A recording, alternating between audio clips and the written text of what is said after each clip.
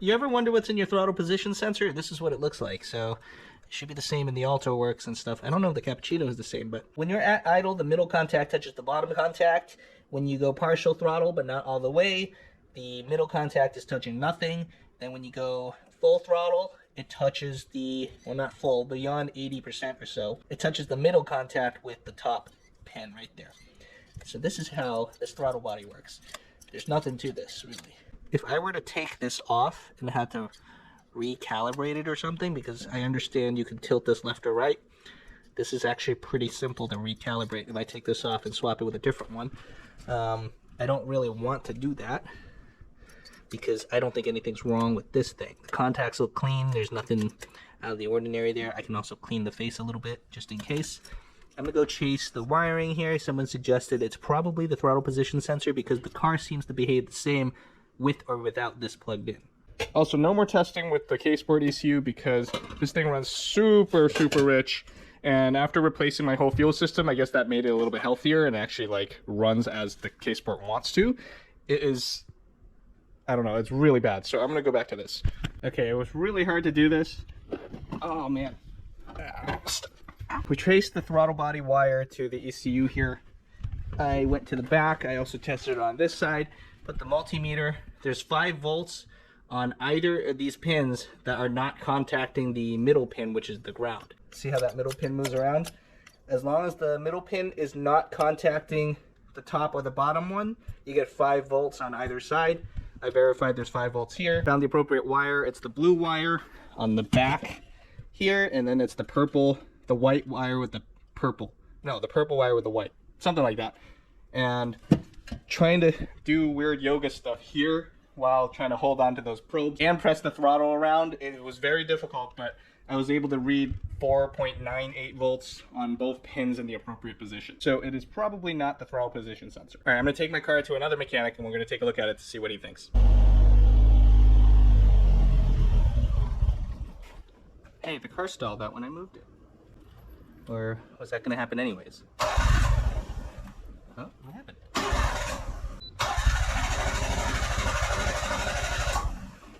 Huh. I don't hear my fuel pump anymore. I got the fuel pump plug right here. There's 4 wires. 2 is for the float sensor and 2 is for the 12 volts for the pump. I'm here to investigate what's going on here. I'm going to check if I have 12 volts at the plug. So at least that I know about the harness side is good. Okay, I am getting an initial 12 volts when I start it up. It's like the priming phase. 13 something, it goes and then and the relay clicks and it lets go. Fuel pump's not in priming mode, but when I start cranking, it goes back to 12 volts and it tries to do stuff. So my pump's not working now. Here we go again. I'm opening the fuel tank again to look inside at the fuel pump. I checked the 2 plugs right here. So there's a 4-pin plug. The bottom left one is positive, the upper left one is negative. So 12 volt goes to there and it activates your pump. Checking it with the multimeter, I got this. There's no connectivity between the things, so it's like an open wire. So maybe my splice, something inside separated, the pump died, I don't know. Okay, I'm gonna do some shady stuff here. I just plugged in some wires directly to this eBay fuel pump. Got the positive on the bottom, the negative on the top. It's supported by a kitty snack box. Let's see if I can make it make some sound when I turn on the car, just to troubleshoot. Yeah, that pump works, cool. Interesting. I think the gasoline dissolved the thing that held this together and it also broke the wires. It doesn't make sense why it would break the wires, probably just from me pulling on it just now. I will have to rewire this. I did a bunch of Googling and apparently butt connectors are acceptable in here, insulated ones. Some people use heat shrink and stuff. I don't have heat shrink that is resistant to gas, and I think that's what happened here. This like melted everything that was in there and it just broke apart. I bought a fuel pressure testing gauge. I've been fiddling with the throttle position sensor because people have suggested it might be that. It's not that. I'm 92% sure it's not the throttle position sensor because it seems to be behaving normally. There's voltage on both sides. I had someone else with a working car check it and it worked. I also had I acquired some new cool literature here. I scanned and uploaded good quality images of this set of paperwork. It's on my website, anythingwheel.com. I have other domains like Autozam AZ-1.com, AutozamParts.com, AutoZam S, like AutoZams.com.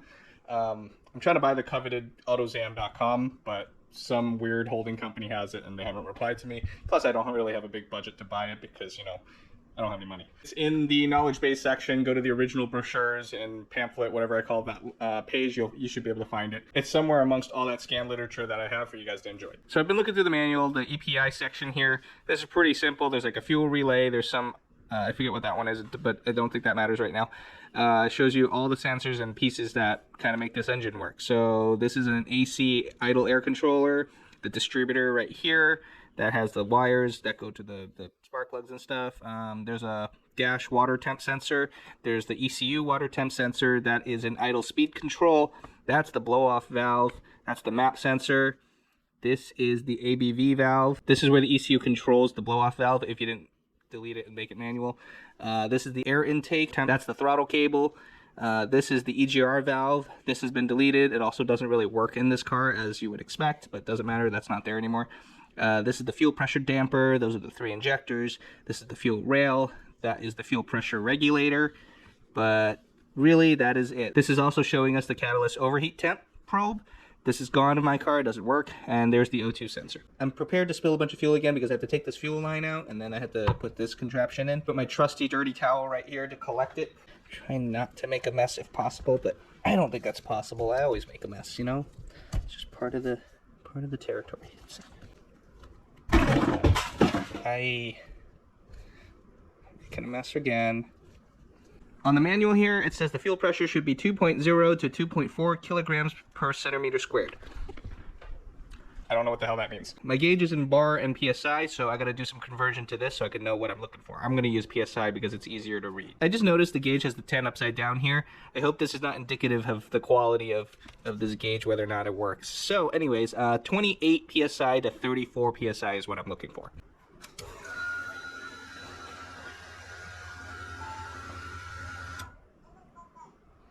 It's at 40 PSI right now.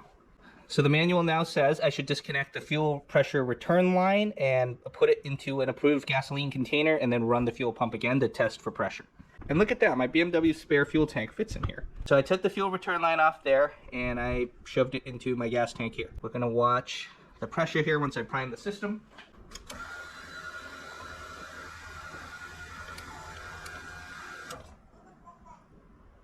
It is still 40. So my pressure regulator is not good. It's not the right one. I can hear fuel go back in here. All right, I put my old battery in there. It might still be good. Let's see what we got.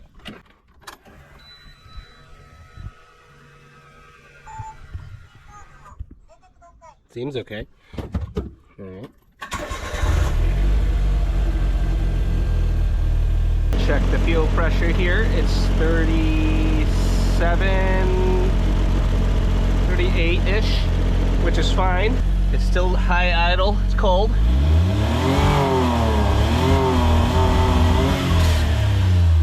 It's still kind of all over the place. I'm gonna let it warm up a little bit. There is temperature in the coolant. Engine is not.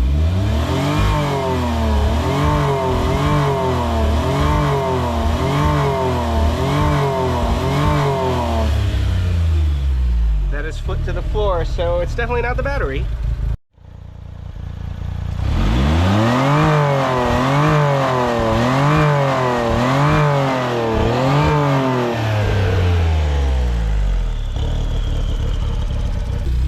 This real quick to the shop.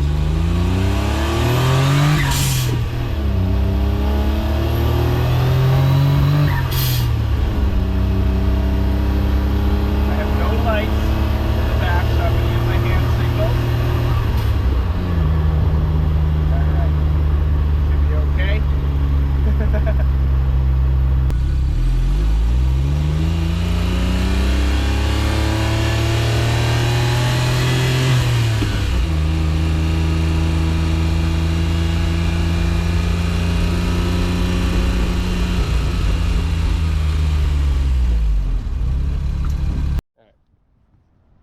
Well, start it up.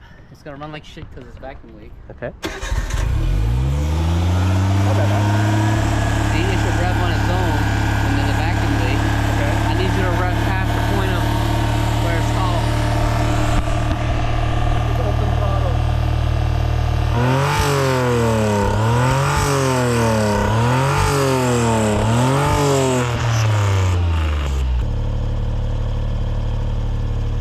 place that can dump fuels in here. So actually, Okay, now let's try revving it. Okay.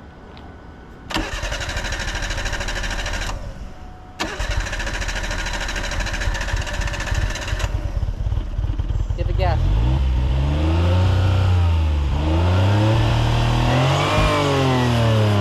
Go all the way. all the way.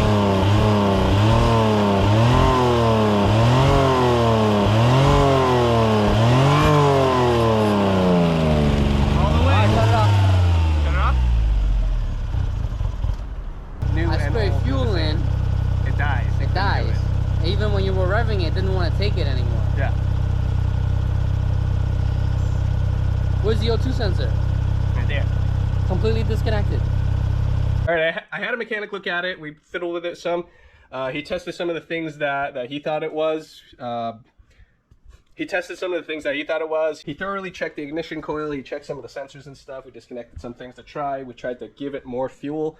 The only place we could put more fuel in was through the air box when it was sucking it in. And that actually bogs it down. It already runs rich, so when you add more fuel, it runs more rich and it can't burn it, so it stalls out. And that would point to spark. We don't think it's fuel anymore. It got really hot and we didn't try to touch the distributor, so everything in there is on fire. So we'll let that cool down and try to mess with it. He suggested I adjust the timing, either retard it or advance it, just to see if we can make it do something different. We tried a few other things with the vacuum lines, like pulling the map sensor, pulling other things too. And it didn't do anything different. Once again, we didn't get much advancement out of this. This is it for now, so I'll see you guys next time. Subscribe for the next update on this and other vehicle things I got going on. Leave a comment below if you think you know what it is, and I'll give it a go. I'll try it. I'll try anything at this point. One more thing, Monstersport is selling forged piston sets again. So they have a standard OEM size 65 mil, and they have a slightly oversized one that gets you like 659 cc or something, so you're still within 660. They also have the upsized one. So they're 145,000 something yen. So was that like 900 bucks? They're currently available right now. So if you want to buy it, you should reach out to Monstersport. You can even ask me. I could probably buy it for you guys if you want. I'm buying a set for my engine because that's one of the last few things I need to rebuild the whole thing, because I want to build that whole thing up. I would like to solve the issue before I do that, because, you know, if I build the whole thing up, and I don't know yet. I still don't have the pistons. It doesn't matter. So I'm going to order those pistons. I also found a super rare distributor for this car. It's brand new in box. The guy wanted 100,000 yen for it. I've been eyeballing it for a while. I was like, I don't really want to buy it. I don't want to buy it. He dropped the price and I snagged it. So yeah, I bought that too. So just in case mine is bad, at least I have that spare too. It's a super rare part. I've never seen another one new in years.